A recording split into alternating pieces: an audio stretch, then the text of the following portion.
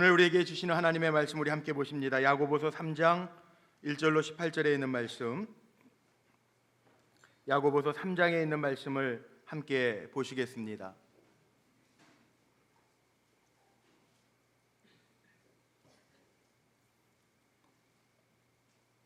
신약성경 373쪽에 있습니다.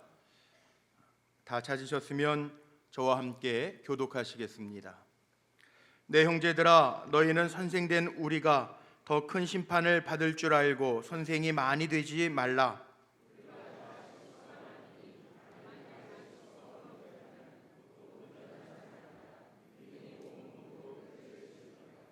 우리가 말들의 입에 재갈 물리는 것은 우리에게 순종하게 하려고 그 온몸을 제어하는 것이라.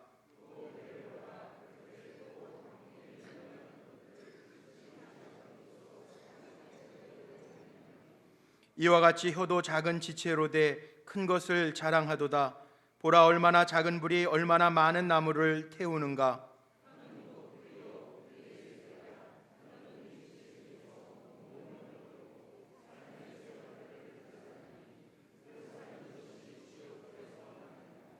여러 종류의 짐승과 새와 벌레와 바다의 생물은 다 사람이 길들일 수 있고 길들여 왔거니와,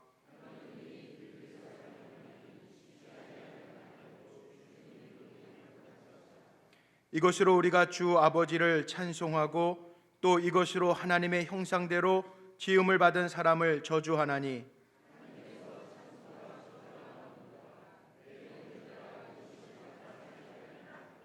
샘이 한 구멍으로 어찌 단물과 쓴물을 내겠느냐.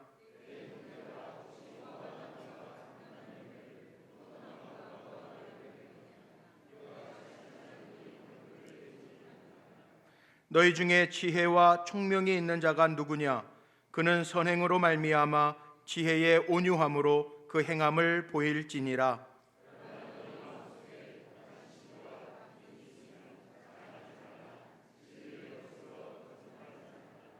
이러한 지혜는 위로부터 내려온 것이 아니요 땅 위의 것이요 정욕의 것이요 귀신의 것이니,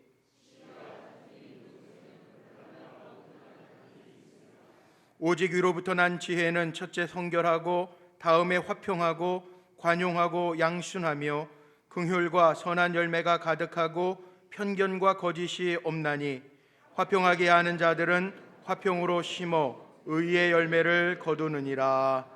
아멘. 할렐루야. 오늘 무더위가 계속되는 가운데에도 주님을 사모하는 마음으로 예배하는 우리 사랑하는 성도들에게 하나님 주시는 강건함과 삶의 기쁨이 풍성하시기를 주님의 이름으로 축원합니다. 오늘 예배를 통해서 하나님의 주시는 예비하신 여호와 이레의 축복, 풍성함, 하늘의 복이 가득 임하시기를 바랍니다. 지난 한 주간 기도해 주셔서 베트남 성회를 잘 인도하고 은혜 가운데 마치고 어제 아침에 돌아왔습니다. 기도해 주신 많은 성도님들께 감사를 드립니다. 저 개인적으로는 해외 첫 성회인데 베트남 외국 사람들에게 말씀을 전하고 왔습니다. 이게 웬일인가, 저는 가기 전에는 많이 의아해했는데 가서 베트남 청년들에게 말씀을 증거하면서 제가 더 많이 은혜 받았습니다.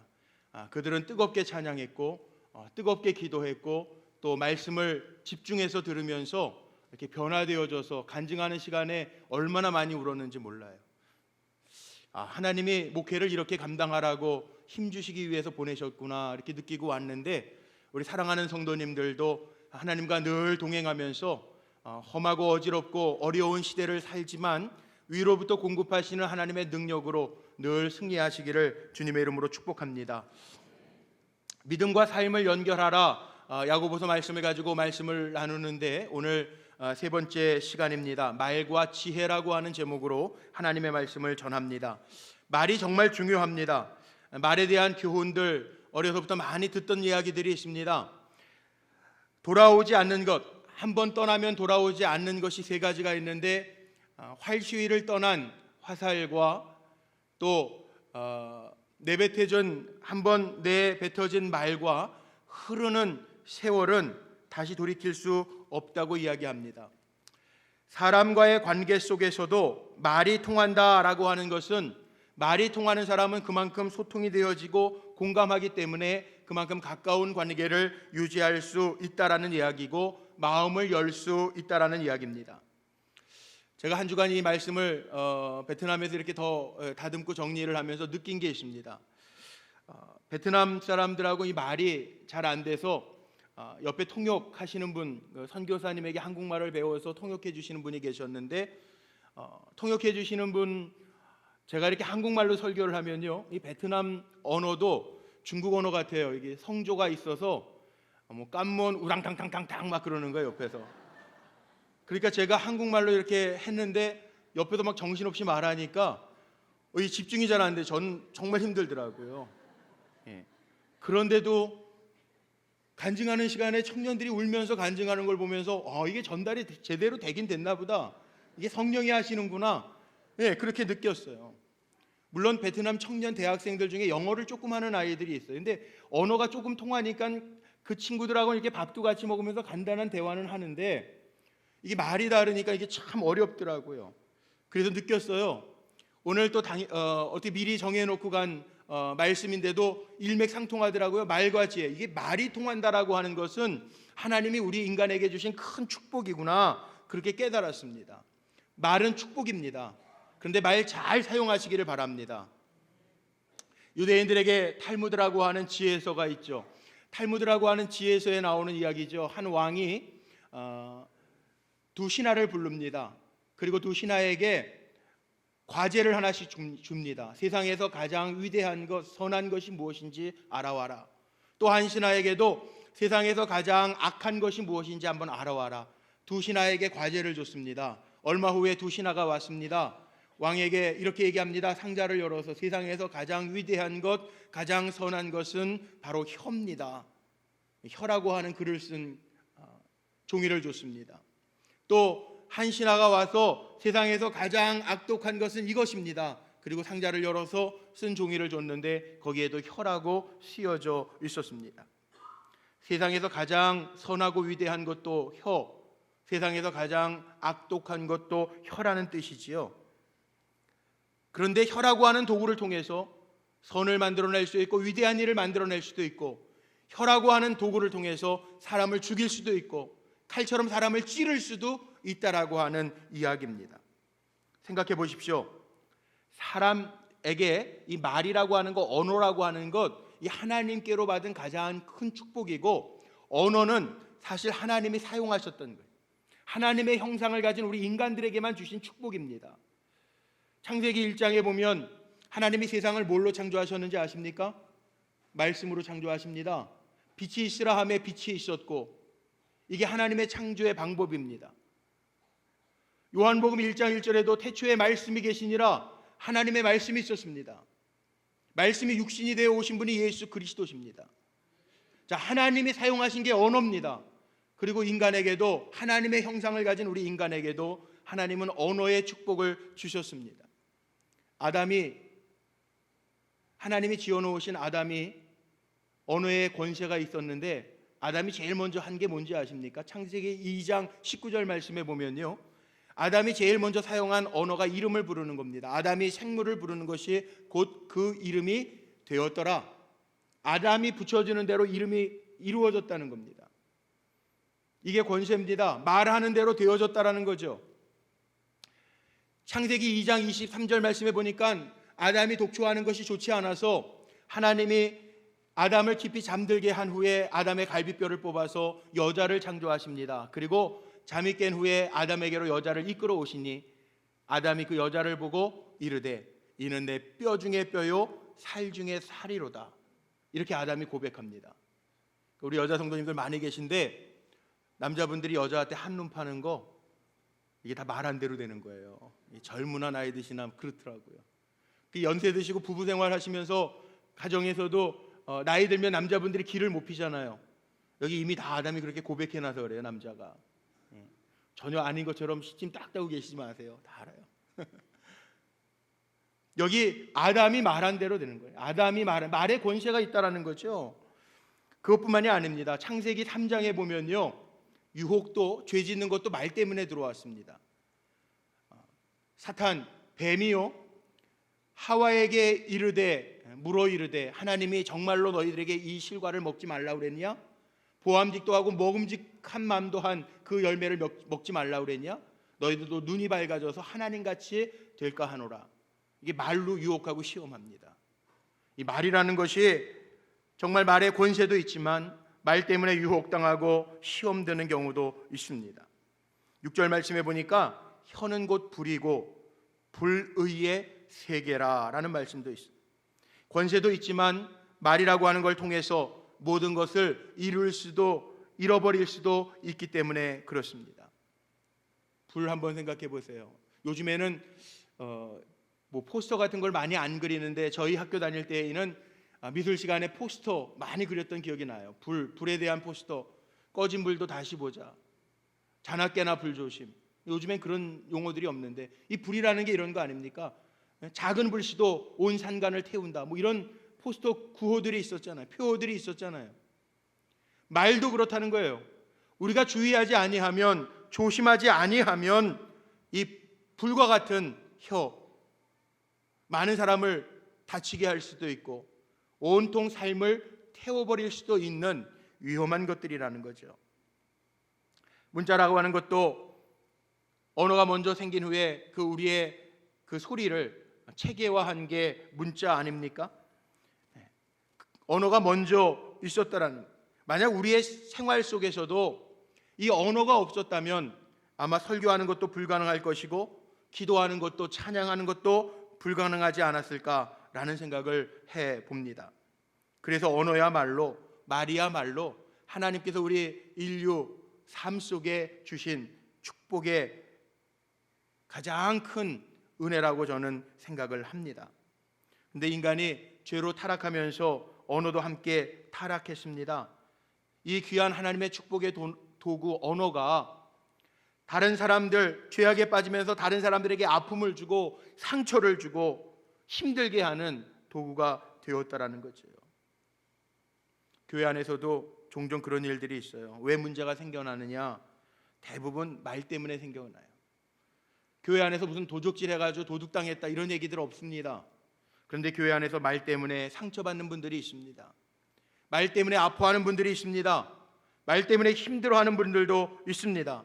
말이 문제가 될 때가 종종 있습니다. 우리는 거듭난 사람들인데 거듭남의 역사는 우리의 마음 속에서 뿐만이 아니고 우리의 언어 속에도 나타나야 될 줄로 믿습니다. 그래서 오늘 본문에 야고보 사도가 우리의 믿음들을 이야기하면서 오늘 이 3장 말씀, 야고보서 3장 말씀에 보니까 온통 말에 대한 이야기들로 시작해요. 오늘 1절 말씀에 보니까 성도들을 향하여 야고보 사도는 이렇게 외칩니다. 선생된 우리가 더 큰 심판을 받을 줄 알고 선생이 많이 되지 말라. 선생이 누굽니까? 말로 가르치는 사람이에요. 말로 가르치는 사람에게는 더 큰 책임이 있다라는 거죠. 말에는 책임이 따른다라고 하는 이야기입니다. 그러니까 말도 어떻게 보면 많이 하지 않는 것이 좋아요. 마치 혀는 불의 세계라, 혀는 불의의 세계라. 이 말 때문에 아픔을 겪는 일들이 종종 있기 때문에 오늘 2절 말씀에도 보니까 우리가 다 실수가 많지만 말에 실수가 없는 자라면 온전한 사람이라고까지 이야기합니다. 사람이 얼마나 온전하냐가 말에 달려 있다라고 하는 이야기입니다. 이사야서 6장 말씀에 보면 하나님이 사용하셨던 이사야, 하나님이 이사야를 처음 부를 때 이사야 선지자가 이렇게 얘기합니다. 나는 입술이 부정한 사람입니다. 그 얘기를 들었을 때 천사가 화저에서 숯을 가져와서 그 입술에 대니 이렇게 나옵니다. 입술이 부정한 사람입니다 고백한 이사야 선지자에게 천사가 숯을 가져와서 그 입술에 대니 자신의 입술이 부정하다고 할 때 그 입술을 정하게 하시는 일로부터 하나님의 일을 시작하는 대표적인 이야기 이사야서 6장에 나오고 있습니다. 우리가 가장 많이 짓는 죄는요, 아무리 생각해봐도 입으로 입술로 짓는 죄가 가장 많은 것 같아요. 보통 언어학자들이 그런 이야기를 합니다. 사람들이 말을 할 때 여성들은 보통 하루에 2만 5천 단어에서 3만 단어를 사용하고 남자분들은 8,000단어에서 12,000단어 정도를 사용하면서 산다고 그래요. 참 많은 단어들을 사용하면서 하루하루를 살죠. 이렇게 말을 많이 하다 보니까 아무래도 말에 실수하게 되고 말로 죄를 지을 때가 있습니다. 오늘 말씀 속에 보니까 이 말의 위력이 참 대단한 것 같은데 3절부터 보니까 혀의 위력을 강조하기 위해서 세 가지 비유의 말씀이 있습니다. 혀는 3절 말씀에 보면 재갈이라고 이야기하죠. 재갈은 길길이 날뛰는 말을 통제할 수 있는 힘을 가지고 있습니다. 또 4절 말씀에 보니까 배를 움직일 수 있는, 큰 배를 움직일 수 있는 것이 지극히 작은 배 안의 키라고 표현하고 있습니다. 엄청나게 작은 키가 결국 큰 배를 움직여 간다라고 하는, 위력을 발휘한다라고 하는 말씀입니다. 5절 말씀에 보면 불입니다. 불, 작은 불씨 하나가 온 산간을 태울 수 있는 것처럼 이게 말의 위력이라는 거죠. 말은 생명을 살리는 위력이 있습니다. 온유한 말은 상처에서도 새살이 돋게 합니다. 한 사람의 인격 혹은 한 사람의 생애가 말에 따라 달라질 수 있다라는 이야기입니다. 그게 말이 전 세계적으로 공통인 것 같아요. 베트남 청년 중에 한 청년이 그런 간증하더라고요. 어렸을 때 아버지가 심하게 욕하고 말했던 것 때문에 상처가 되고 그때서부터 인생이 꼬이기 시작합니다. 근데 생명의 말씀, 하나님의 말씀을 듣고 그의 인생이 달라지기 시작했다라고 하는 간증을 하더라고요. 야, 이 부모에게 이 말의 축복권을 통해서 자녀들을 축복하면서 산다는 게 얼마나 귀한 것인지 몰라요. 우리의 말을 통해서 옆에 있는 사람들을 축복하면서 산다는 게 얼마나 중요한 것인지 몰라요. 말의 상처를 받고 말의 속상해서 밤을 새우기도 하고 말 때문에 인간관계가 깨어지기도 하고 말 때문에, 여러분 보세요, 교회 안에서도 그런 분들이 간혹 있죠. 말 때문에 상처받아서 교회 떠나겠습니다 하는 분들도 있어요. 말이라는 게 사람의 인생을 바꿔놓기도 한다. 그래서 우리의 언어를 한번 점검해 볼 필요가 있는데, 언어 가운데에도 부정적인 말은 될 수 있으면 하는 게 아닌 것 같아요.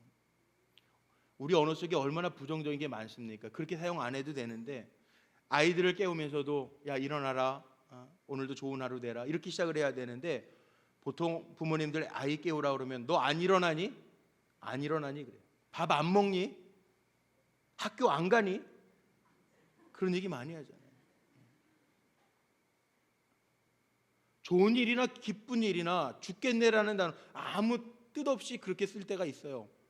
덥긴 덥더라고요. 베트남이라는 나라, 전 동남아를 처음 가봤는데 우기에다가 더우니까 저는 추운 거는 견디는데 더운 거를 잘 못 버티겠어요.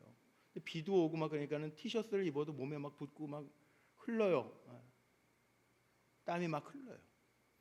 나도 모르게 아우 이런 데서 어떻게 살아? 더워 죽겠네.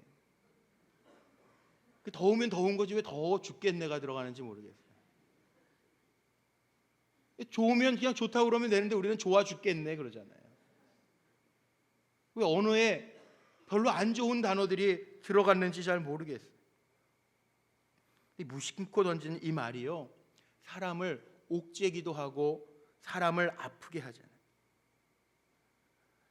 오늘 말씀 속에 보면 7절과 8절 본문에 이런 말씀이 있어요. 모든 짐승은 다 길들여지는데 혀는 길들여지지 않는다는 거예요. 서커스 같은 데 보면 호랑이도 뭐 코끼리도 동물들도 사람의 말에 길들여지는데 혀는 길들여지지 않는다는 거예요. 오늘 말씀 속에 보니까 한 입에서 어떻게 찬송과 저주가 함께 나오느냐 이거예요. 여러분, 우리 정말 노력하지 않으면요, 예배 드리면서 하나님 주시는 말씀도 받고 은혜 받고 주차장 나서면서 차 막히거나 밀려가지고 막 입으로 다 쏟아내시는 분들이 있어요. 우리 노력하지 않으면 이게 모순 아닙니까? 한 입에서 어떻게 찬송하고 기도하고 하나님의 말씀 받고 좋은 소리 하고요, 우리의 입술에 생각하지 아니하고 말하면 정말 이런 오류의 실수에 빠질 때가 많다라는 거죠. 베드로도 생각 없이 말했을 때 주님 앞에서는 내가 결단코 주님을 버리지 않겠습니다 그래 놓고선 몇 시간 후에는 예수님을 저주하면서 내가 결단코 저를 모른다라고 부인하지 않습니까? 그 언어는 말은요 훈련입니다. 하루의 아침에 이루어지는 것이 아니라 평생을 두고 우리가 훈련해야 될 것이 언어의 훈련이라고 하는 사실을 기억하시기를 바랍니다. 그래서 저는 오늘 세 가지만 말씀드리려고 해요. 우리 복된 언어 생활을 하려면 어떻게 해야 되는가? 주님과 자꾸 교제하십시오. 주님과 자꾸 교제해서 하나님의 말씀 듣고 기도하면서 여러분의 입술로 경건한 말투가 되어지기를 바랍니다. 근데 사람은 이상하게 듣는 대로 말하게 돼 있어요. 찬양 많이 들으면서 살면 하루를 살아가면서도 우리가 입술로 찬양을 흥얼거리면서 살잖아요. 트로트 가요 많이 들으면요, 장로님들도 트로트 운전하고 어디 가시다가 좋아하는 트로트 들으면 입으로 흥얼거리시더라고요. 내 나이가 어때서 들은 대로 하대. 들은 대로. 경건한 언어를 늘 접하는 게 그래서 중요한 것 같아요. 열매로 나무를 난다고 그랬는데 우리의 언어로 우리의 신앙을 알 수 있기 때문에 그렇습니다. 말 막 하는 사람은요 진정으로 주님과 교제가 이루어진 사람이 아니라는 거예요. 두 번째는 우리가 정확하고 유익한 말만 하려고 노력해야 될 줄로 믿습니다. 성경은 거짓말하는 거 큰 죄라고 이야기합니다. 심지어 사도행전에 보면 아나니아와 삽비라 같은 사람은요 거짓말해서 죽었어요. 그 자리에서. 우리는 아무 생각 없이 남의 이야기 전하기도 쉬워요. 그런데 정확하지 않은 말이면, 유익하지 아니한 말이라면 때로는 제거하고 빼낼 수 있어야 돼요. 요즘에 건강식품 가운데 디톡스 이런 거 들어보셨습니까? 디스, 제거하다 빼다라는 그 접두 아닙니까? 우리 교회 어느 집사님도 저에게 환 같은 건데 몸에 독소를 빼는 거라고 이렇게 선물을 이렇게 약을 하나 주신 적이 있어요. 그 약 이름이 디톡스라고 그렇게 붙여 있더라고요. 디스, 우리의 말 속에 정확하지 않은 말, 유익하지 않은 말이라면 제거하고 빼내야 할 줄로 믿습니다. 말이란 돌아다니다 보면 변질되고 부풀어지고, 그래서 말에 실수가 되고 내 얘기가 아니어서 모를지 모르지만 당하는 사람의 입장에서는 마음에 큰 상처가 되기 쉽다라는 거죠.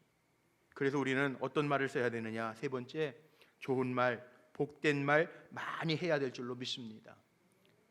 복음이라고 하는 단어 한번 생각해요. 복음이 무슨 뜻입니까? 복된 소리 아니에요. 많이 칭찬하고 격려할 때 사람의 마음이 산다라는 거 아닙니까?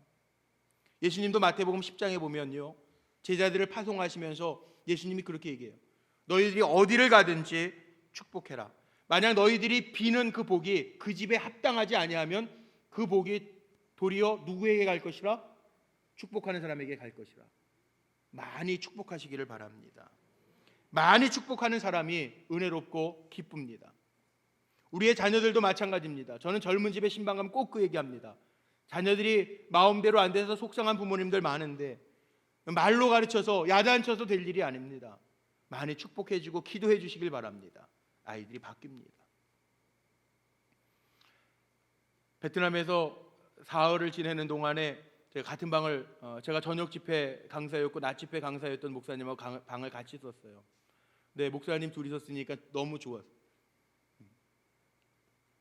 인간적인 자랑 같은 거 안 하고 목회에 대한 이야기 나누고 격려해주고 서로 말씀 전하면서 은혜 받았다고 그러고 너무 좋았다고 그러고, 그러니까 참 이상하게 사람이 이렇게 기쁘더라고요. 그러니까 돌아와서도, 어제 한국에 와서도요, 전 어제 결혼식이 있어서 정신없이 돌아다녔는데 5시쯤 전화가 왔어요. 잘 도착했냐? 오늘 결혼식 잘 갔다 왔냐? 이 관계라는 게 계속 이어지더라고요. 그런 거예요. 우리의 삶이 그런 거예요. 가정 안에서도 이왕이면 칭찬해 보십시오. 이왕이면 축복해 보십시오. 말 때문에 사람이 사는 역사가 임할 줄로 믿습니다. 그래서 온전한 그리스도인은 경건한 언어 생활에 달려 있다라는 거예요. 심리학과 상담학에서 쓰는 용어인데 트랜스미터라고 하는 단어가 있고 트랜스포머라고 하는 단어가 있습니다. 트랜스미터라고 하는 단어는 이게 전염시키는 사람, 전달자. 트랜스포머는 변역자, 변화시키는 사람. 이 두 가지가 다릅니다. 어떻게 다르냐? 제가 한번 예를 들어볼게요. 한국의 예를 들면 제일 쉬운 관계가 뭐예요? 시어머니와 며느리 관계 같은 경우 있죠. 그런 얘기 많이 하죠. 시집살이를 많이 하신 분들은 또 시집살이 한 대로 또 며느리에게 이렇게 한다는 얘기가 있어요. 근데 그런 경우가 트랜스미터입니다. 그대로 내가 상처받은 대로 생각 없이 막 하면은 그 또 다른 상처가 되네. 상처를 전염시키는 거예요. 근데 트랜스포머라고 하는 건 뭐냐 하면 누가 나에게 상처를 줘도 그 상처를, 내가 경험한 상처를 가지고 다른 사람에게 상처가 되지 아니하게 하는 거, 내 안에서 변화가 돼서 나아가게 하는 거, 이게 트랜스포머예요. 예를 들면 기계로 얘기하면 쇠를 넣었을 때 그 기계를 통과할 때에는 수저도 되고 젓가락도 되고 가위도 되는 게 트랜스포머 역할이라는 거죠. 여러분은 트랜스미터입니까? 트랜스포머입니까? 어떤 상처를 말로 인해서 받았더라도 내 안에서, 성숙한 내 안에서, 신앙의 삶을 사는 내 안에서 변화가 되어서 상처받은 걸 다른 사람에게 상처가 되도록 되받아 주는 것이 아니라 내 안에서 변화가 되어서 다른 사람들에게는 희망을 줄 수 있는, 내가 경험해 보니까 그게 상처였는데 이렇게 하니까 상처받는구나, 내 안에서 변화가 돼서 다른 사람들을 살리게 할 수 있는 트랜스포머의 역할을 감당하시기를 주의 이름으로 축복합니다. 마지막 결론입니다. 야고보 사도는 여기 마지막 지혜라고 하는 단어로 마무리를 해요. 그래서 야고보서를 신약의 잠언이라고 표현하는데, 야고보서 1장 3절에도 하나님은 꾸짖지 아니하시고 지혜를 후히 주시는 하나님이라고 표현되어져 있는데, 오늘 말씀 속에 보면 15절에 위로부터 내려오지 않는 지혜가 있고 17절 말씀에 보면 위로부터 하나님이 주시는 지혜가 있다라고 야고보 사도는 언급합니다. 지혜롭지 못한 삶의 형태는 어떤 것이냐? 13절과 14절 말씀 보면 시기하는 것, 다투는 것, 자랑하는 것, 거짓말하는 것, 이거 다 교만에서부터 나오는 건데, 교만은 이게 세상적이고 땅의 것이고, 교만은 정욕적이고, 교만은 귀신적이라고 하는 표현을 하고 있습니다. 우리가 버려야 될 것들이에요. 이게 지혜라는 거예요. 여기에 나와 걸리는 것들 내 삶에 있으면 점검하면서 버릴 것 버리고 하나님의 사람으로 우리의 믿음을 삶으로 증명할 수 있는 종들이 되시기를 바랍니다. 그리고 17절 말씀에 보면 위로부터 주시는 지혜가 있습니다. 7가지 덕목이 나오고 있는데, 여기에 보니까 오직 위로부터 난 지혜는 성결한 것, 화평, 관용, 너그럽게 받아들이는 거죠. 양순, 듣고 순종하는 것, 긍휼과 선한 열매가 가득하고 편벽과 거짓이 없는 것, 이런 것들로 무장하게 될 때 우리는 화평하여 의로운 열매를 맺는 하나님의 사람이 될 것이라고 축복하고 있는 말씀이 있습니다. 그렇습니다. 이게 결론입니다. 우리의 살아가는 삶 속에서 말로 인해서 받았던 상처들이 많이 있을 거예요. 또 알게 모르게 우리의 입술을 통해서 말로 상처를 주면서 살았던 적도 부인할 수 없이 많이 있을 겁니다. 언어 생활은 노력하지 않으면 바뀌지 않습니다. 오늘 말씀 속에 분명하게 기록되어져 있는 것처럼 어떻게 축복의 말과 저주의 말을 한 셈에서, 한 입에서 낼 수 있겠느냐 말씀하고 있습니다. 오늘 정말 믿음의 사람으로 살기를 원하십니까? 그러면 우리의 말과 삶에 위로부터 주시는 하나님의 지혜가 임해서 우리 사랑하는 성도들의 말을 통해서 많은 사람들을 살게 하고 일으켜 세워지는 역사가 임하시기를 바랍니다. 내 안에 십자가의 빛이 있으십니까? 그러면 우리의 언어가 밝고 빛나게 바뀌어서 많은 사람들에게 희망을 주고 세워주고 살게 하는 역사로 쓰임받는 성도들이 되시기를 주의 이름으로 축원합니다.